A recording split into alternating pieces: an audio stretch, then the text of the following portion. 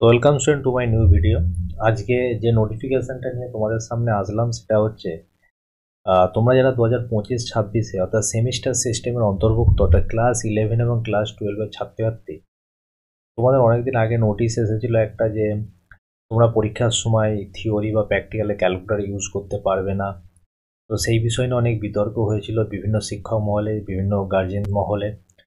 তো বিষয়টা এরকম হচ্ছে যে তাদের বক্তব্য অনুসারে যে ছাত্রদেরা প্র্যাকটিক্যালে যদি ক্যালকুলেটর ইউজ না করে, যে এক্সপোনেনশিয়াল ফর্ম, যে ত্রিকোণমিতির যে ফর্মগুলো আছে বা যেগুলো লগারিথমিক ফর্ম আছে, তো সেগুলো তাদের ক্ষেত্রে ক্যালকুলেশন করা বহুত জটিল ব্যাপার এবং অনেক সময় সাপেক্ষ ব্যাপার। যেহেতু 3 ঘন্টা প্র্যাকটিক্যাল সময়ের মধ্যে তোমাদেরকে 2টো প্র্যাকটিক্যাল ফিজিক্সের শেষ করতে হয়, তো সেক্ষেত্রে তোমরা লিখেই শেষ করতে পারো না, সেক্ষেত্রে আবার ক্যালকুলেশনের ক্ষেত্রে প্রচণ্ড টাইমটা যেহেতু চলে যাবে, তাই অনেক কনসিডারেশনের পর পর্ষদ অর্থাৎ তোমাদের প্রেসিডেন্ট WBCHSCর তরফ থেকে যে নোটিফিকেশনটা জানানো হয়েছে সেটা হচ্ছে যে এই ক্যালকুলেটর ইউজ নিয়ে একটা নোটিশ তোমাদের বের করেছে। সেটা হচ্ছে 21 তারিখ, 21/2/2025। তো সেই নোটিফিকেশানটা নিয়ে আজকে তোমাদের মাঝখানে আমি তথ্যটা তুলে ধরতে চাইছি। সেটা হচ্ছে, দেখো নোটিশটা আমি পড়ে শোনাচ্ছি। The West Bengal board of council of HS education has initially prioritized for not in any practical and theory examination under a new semester system for the academic session 2025-26। বোঝা গেছে?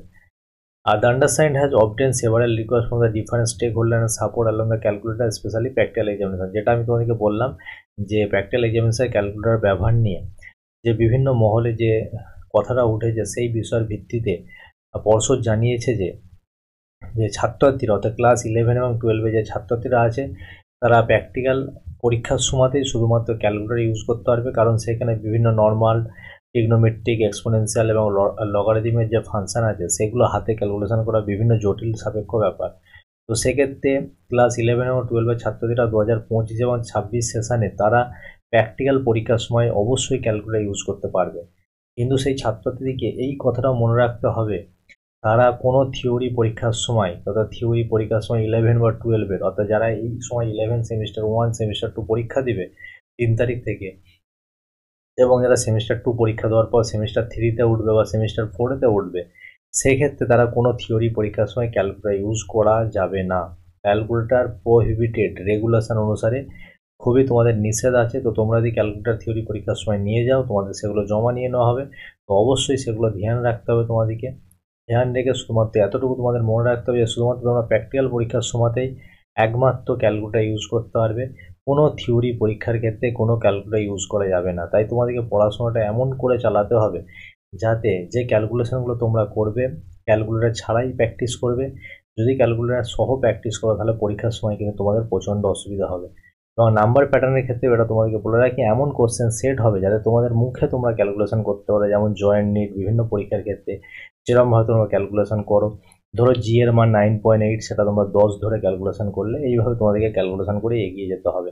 বোঝা গেছে? তো তোমাদের প্রেসিডেন্টের তরফ থেকে WB council of HS education, তো এই কথাটা তোমাদের মাথায় রাখতে হবে এবং এই তথ্যটা দেওয়ার জন্যে আজকের ভিডিওটা। যদি ভিডিওটা ভালো লেগে থাকে অবশ্যই ভিডিওটা লাইক করো, শেয়ার করো, সাবস্ক্রাইব করো, এবং যারা যারা ক্লাস 11 এবং 12-এর ছাত্রছাত্রী আছে তাদের সবাইকে ভিডিওটা শেয়ার করে দাও।